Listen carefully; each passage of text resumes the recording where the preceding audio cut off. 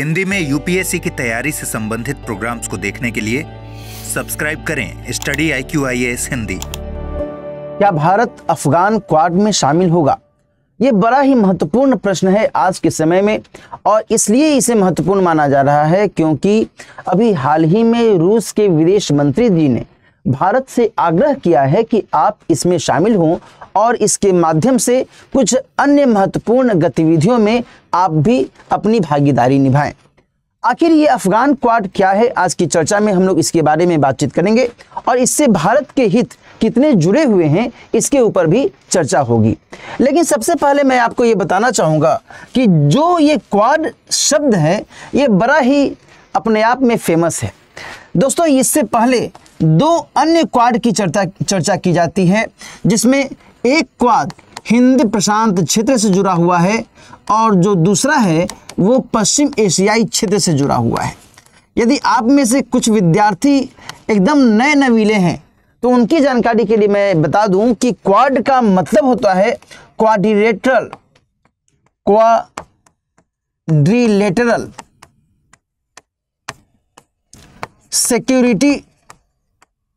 Security dialogue, यानी कि सुरक्षा के पर्सपेक्टिव में सुरक्षा के लिए चतुष्कोणीय संवाद करना। ठीक है जी, ये क्वाड का एक सामान्य जो ढांचा है, सामान्य जो इसका मंतव्य है वो यहाँ पर इंडिकेट करता है। जब हम हिंद प्रशांत क्षेत्र में क्वाड की बात करते हैं तो इसमें 4 महत्वपूर्ण देश शामिल हैं, जिसमें से एक है भारत, दूसरा अमेरिका यानी संयुक्त राज्य अमेरिका, तीसरा ऑस्ट्रेलिया और चौथा जापान। यानी कि इसमें भारत की भूमिका है जी, बिल्कुल है। हिंद प्रशांत क्षेत्र में भारत की यदि भूमिका न रहे तो काम ही न चले। वहीं दूसरी तरफ जब हम पश्चिम एशियाई क्वाड की बात करते हैं तो इसमें भी भारत, संयुक्त राज्य अमेरिका, इजराइल और जो UAE है उनकी भूमिका यहाँ पर देखी जाती है, और इसीलिए इसको I2U2 भी कहा जाता है।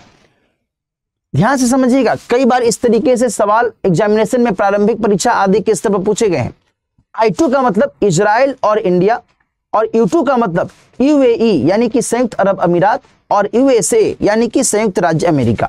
यानी कि इसमें भी भारत की भूमिका है और संयुक्त राज्य अमेरिका की भूमिका भी इन दोनों में है।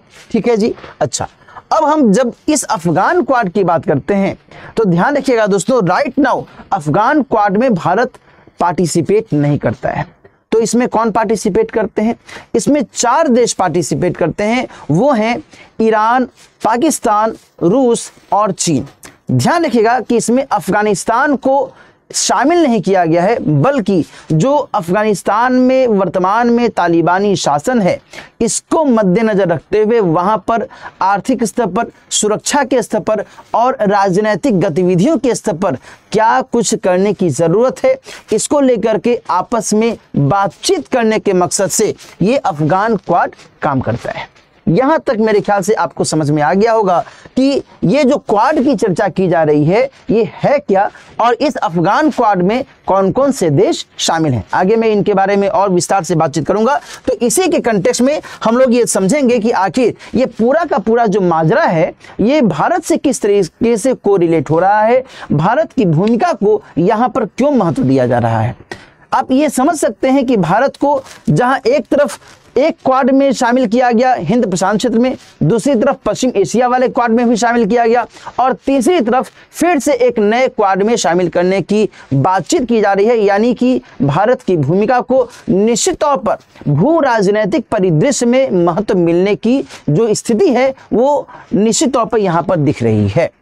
अब इस मामले में भारत क्या अपना पक्ष लेता है, भारत क्या कदम उठाता है, ये तो आगे देखने वाली बात होगी। यहाँ पर मैंने मैप के माध्यम से यहाँ दर्शाया है कि किस तरीके से जो वर्तमान में अफगानिस्तान का ताना बाना है वो विभिन्न देशों के साथ जुड़ा हुआ है। ये मैप ध्यान से देखिएगा क्योंकि आगे हम लोग इस मैप को आधार बनाते हुए और भी कुछ चर्चाएं करेंगे। ध्यान रखिएगा दोस्तों, ये भारत का नक्शा है। यहाँ पर अफगानिस्तान से भारत की सीमा टकराती है और पाकिस्तान से भारत की सीमा टकराती है। जो भारत की वर्तमान में स्थिति है वो पाकिस्तान के साथ एक एंटी स्थिति है। पाकिस्तान और भारत के बीच में आपको पता है कि पारंपरिक तौर पर जो एक तनाव की स्थिति है वो लगातार बनी रहती है। ऐसे में यदि भारत चाहता भी है कि हम अफगानिस्तान के साथ में डायरेक्ट कनेक्ट करें तो भारत को इस रास्ते से कनेक्ट करने की आवश्यकता होती है। डायरेक्ट पाकिस्तान के माध्यम से कनेक्शन की संभावना वर्तमान में तो नहीं ही दिखती है। और जब भारत इस रास्ते से कनेक्ट करने की कोशिश करता है तो यहाँ पर एक बड़ा ही महत्वपूर्ण देश है ईरान। वहाँ पर जिस कंटेक्स्ट में बात मैं कर रहा हूँ वो है चाबहार बंदरगाह, जहाँ पर भारत ईरान को लगातार मदद कर रहा है इस बंदरगाह के निर्माण में, और इसके माध्यम से वो अफगानिस्तान के साथ संपर्क साधते हुए, और ये जो मध्य एशियाई देश हैं जिसमें कई सारे कजाकिस्तान, उज्बेकिस्तान, तुर्कमेनिस्तान आदि देशों के बारे में यहाँ पर आप देख सकते हैं। उज्बेकिस्तान जैसे जो देश हैं इन सभी के साथ भारत अपने वैदेशिक हित को लगातार पूरा करने की कोशिश कर सकता है। और राइट नाउ जिस तरीके से अफगानिस्तान और पाकिस्तान के बीच में एक तनातनी की स्थिति बढ़ी है उसके कारण भारत अफगानिस्तान के साथ कैसे बेहतर तरीके से पेश आए ये एक बहुत ही बड़ा सवाल उठ रहा है। ठीक है जी, तो यहाँ पर इन्हीं पहलुओं को हम लोग थोड़ा सा आगे विस्तार से देखेंगे और जानेंगे। यहाँ सामने मैंने उस तस्वीर को मेंशन किया हुआ है जिसमें ये दिख रहा है कि भारत के वर्तमान में जो विदेश सचिव हैं, फॉरेन सेक्रेटरी महोदय विक्रम मिस्री जी ने अफगानिस्तान में जो वर्तमान में तालिबानी शासन के विदेश मंत्री हैं उनके साथ उन्होंने मुलाकात भी की है। और ये अपने आप में भारत की विदेश नीति के परिप्रेक्ष्य में एक बहुत ही महत्वपूर्ण जो कदम है वो साबित हो रहा है। वो इसलिए साबित हो रहा है क्योंकि जब 2021 में अफगानिस्तान में तालिबानी सत्ता वापस आई तो एट दैट टाइम भारत ने कई सारे देशों के साथ मिलकर के और उसने भी निर्णय लिया कि हम इस तालिबानी सत्ता को वैधता नहीं देंगे, हम इसको स्वीकार नहीं करेंगे। कई सारे देशों ने भी ये कहा था, भारत ने भी ये बातें कही थी। लेकिन धीरे धीरे स्थितियों में परिवर्तन आया है।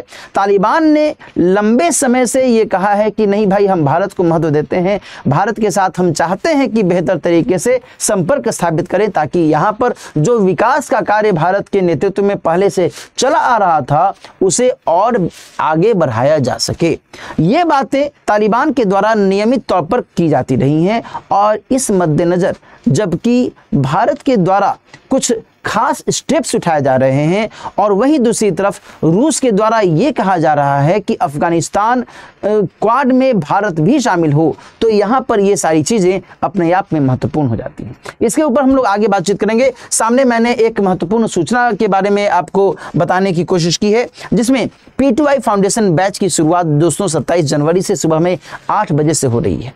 यदि आप सिविल सेवा परीक्षा की तैयारी कर रहे हैं 2027 या 2026 के लिए, आपका टारगेट है सिविल सेवा परीक्षा को प्रिपेयर करते हुए बेहतर तरीके से सफलता हासिल करना, तो आपका स्वागत है इस खास बैच में।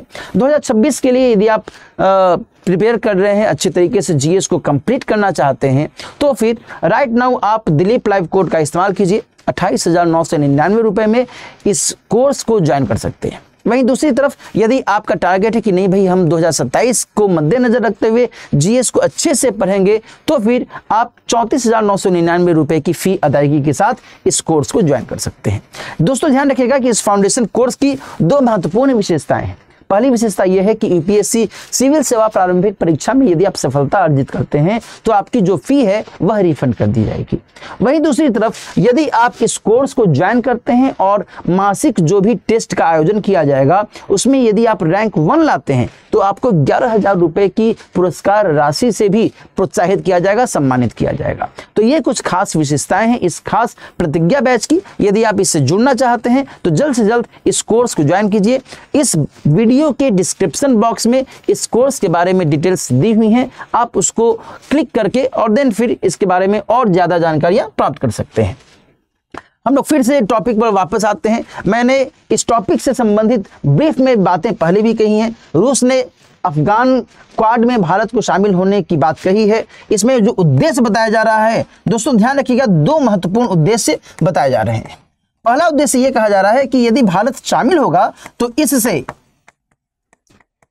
अफगान मामले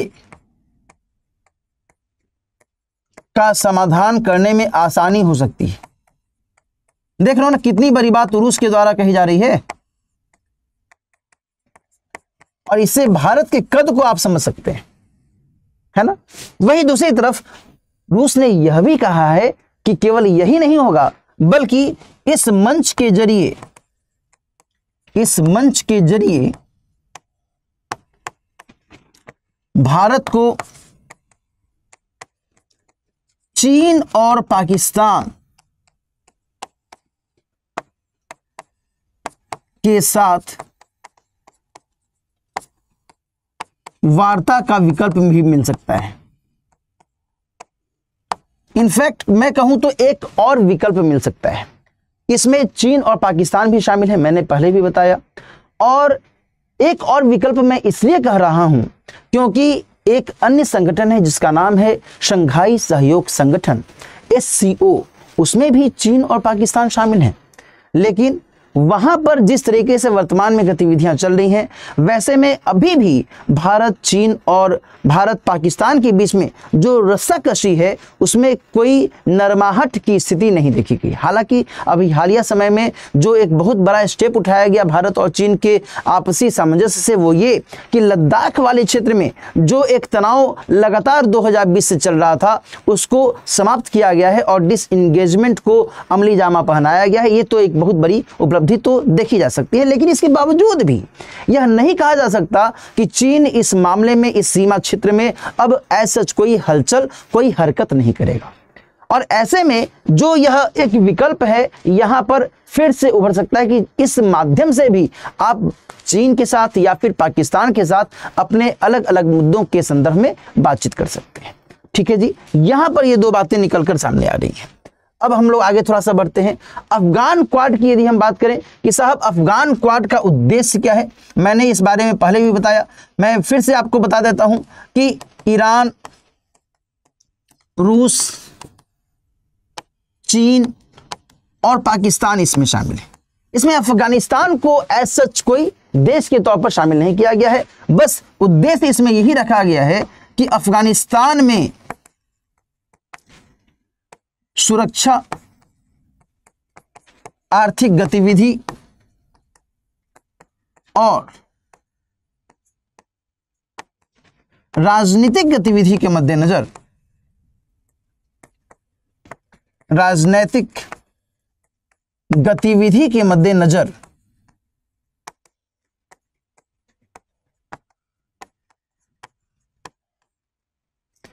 वार्ता करना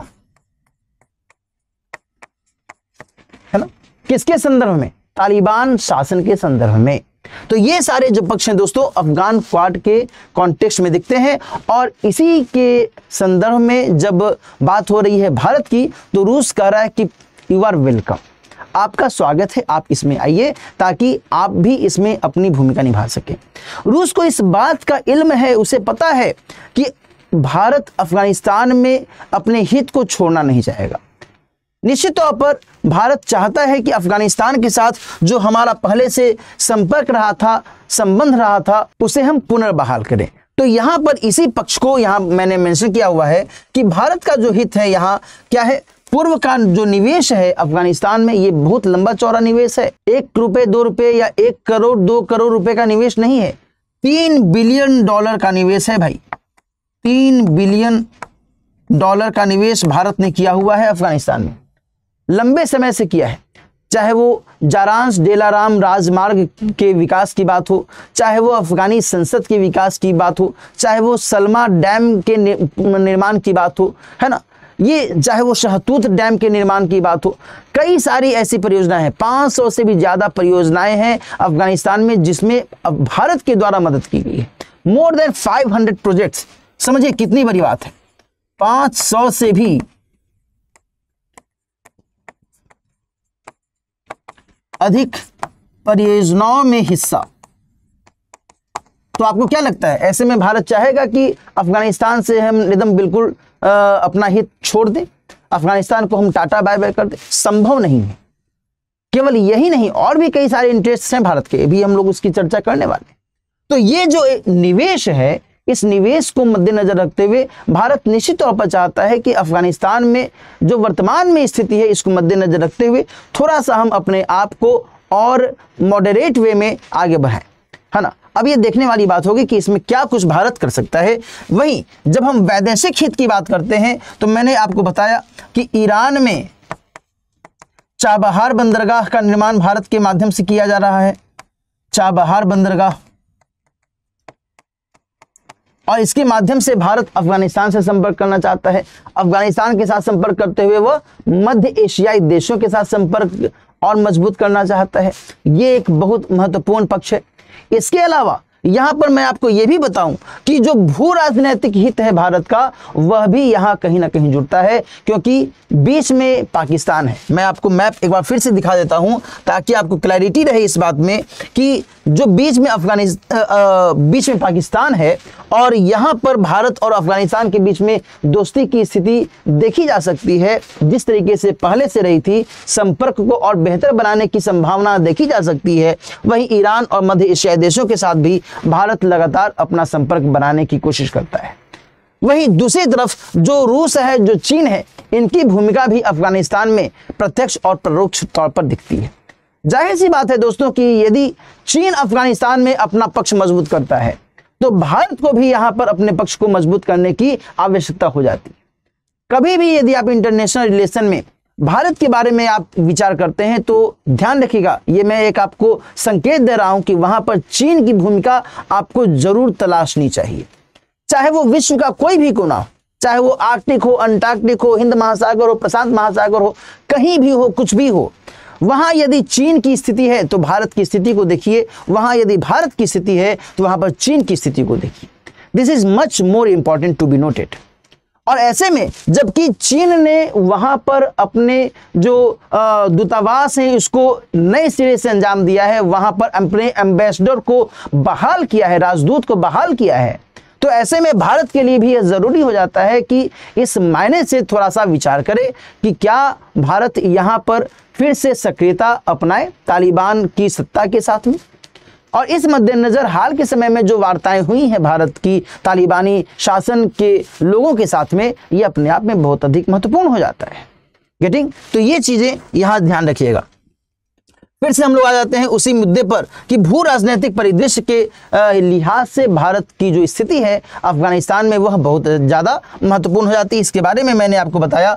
इसके साथ ही जो तालिबान के साथ संबंध रहा है भारत का, वो ध्यान देने योग्य है। जब हम बात करते हैं दोस्तों तालिबान की, तो आपके जहन में एक सवाल आता है कि भाई ये तो एक उग्रवादी संगठन है, क्या भारत को इसके साथ शेक हैंड करना चाहिए? क्या भारत अपने सारी विदेश नीति और सारे जो इसके सिद्धांत हैं उसको अलग रख देना चाहिए? ऐसा नहीं है। दरअसल भारत वर्तमान में प्रैग्मेटिक अप्रोच के साथ आगे बढ़ना चाहता है। प्रैग्मेटिक अप्रोच का मतलब यह हुआ कि व्यवहारिक दृष्टिकोण। भाई वर्तमान में 2021 से आज तक लगभग अब 4 साल हो जाएगा, अगस्त 2025 में 4 साल से भी ज्यादा समय से अफगानिस्तान में तालिबानी सत्ता है। ठीक है जी, तालिबानी सत्ता लगातार अपना जो प्रभाव है वहां पर बनाई हुई है और लगातार अन्य जो देश हैं वो भी तालिबान के साथ में संपर्क में आए हुए हैं।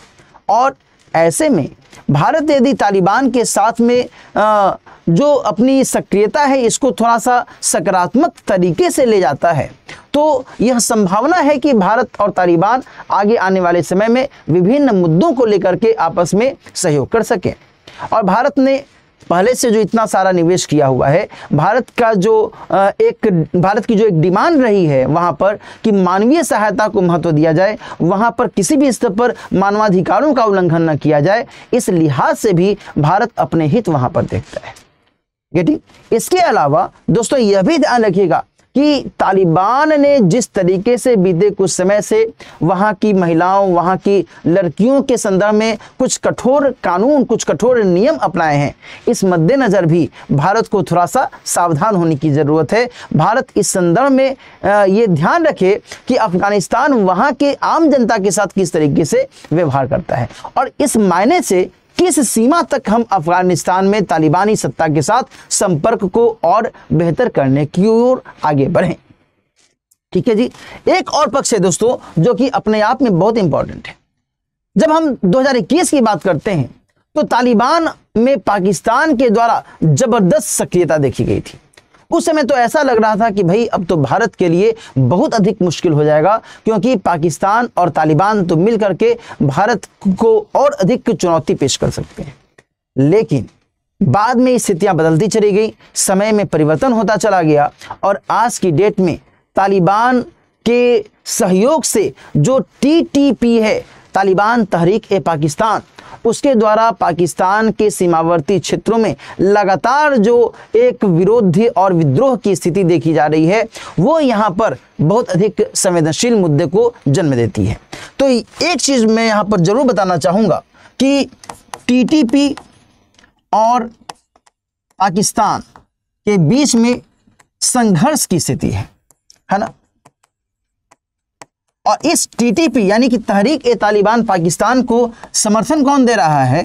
तो तालिबान, ठीक है साहब। और तालिबान और पाकिस्तान के बीच में एक और मुद्दे पर तनाव की स्थिति देखी गई है। वो कौन सा मुद्दा है? तो वो है जो डुरंड लाइन है, डुरंड रेखा, जो अफगानिस्तान और तालिबान के बीच सीमावर्ती रेखा को इंडिकेट करता है। तो इस लिहाज से भी तालिबान इसे मानने से इनकार करता है और पाकिस्तान कहता है कि नहीं, हम तो इसको मानेंगे। और ऐसे में इन दोनों के बीच में तनाव की स्थिति देखी जा रही है। और इस मद्देनजर यदि भारत तालिबान के साथ में अपने संपर्क को बेहतर बनाता है, थोड़ा सा बेहतर संबंध करता है, तो ये भारत के हित में होगा या अहित में होगा? भारत के हित में हो सकता है। ये सारे जो एस्पेक्ट्स हैं, इन एस्पेक्ट्स को भी दोस्तों ध्यान में रखने की आवश्यकता है। ठीक है जी। तो इन सभी पहलुओं को हम लोगों ने विस्तार से देखा और समझा कि आखिर इस पार्टिकुलर रीजन में, इनफैक्ट विशेष करके मैं कहूँ तो भारतीय उपमहाद्वीप में भारत की स्थिति को, भारत की विदेश नीति को, भारत के महत्व को किसी भी कीमत पर नज़रअंदाज नहीं किया जा सकता है। और इसकी बानगी है कि रूस ने अभी हाल के समय में यह जो मंतव्य दिया है कि भारत इसमें भूमिका निभाए, भारत अफगान क्वाड में शामिल हो, ताकि इस तरीके से वहाँ पर स्थिरता को आगे बढ़ाया जा सके। ठीक है जी। इन सभी पहलुओं को ध्यान में रखने की आवश्यकता है। तो मुझे उम्मीद है कि इस चर्चा से इस पार्टिकुलर रीजन में जो वर्तमान में अफगान को लेकर के, अफगान क्वाड को लेकर के बातें चल रही हैं, उसके अलग अलग एस्पेक्ट्स को आप समझ पा रहे होंगे और भारत के जो अपने अप्रोचेज हैं इस मुद्दे को लेकर के, उसको भी आपने समझा होगा। कभी भी सिविल सेवा एग्जामिनेशन में भारत और अफगानिस्तान, भारत और तालिबान को लेकर के, या फिर इस उपमहाद्वीपीय क्षेत्र को लेकर के, अफगान क्वाड को लेकर के यदि सवाल पूछा जाए, तो निश्चित तौर पर आप इस चर्चा के आधार पर एक बेहतर उत्तर लिखने की स्थिति में हो सकते हैं। मिलते हैं फिर किसी और टॉपिक के साथ। अपना ख्याल रखिए और अच्छे से पढ़ते रहिए। All the best. हिंदी में यूपीएससी की तैयारी से संबंधित प्रोग्राम्स को देखने के लिए सब्सक्राइब करें स्टडी IQ IAS हिंदी।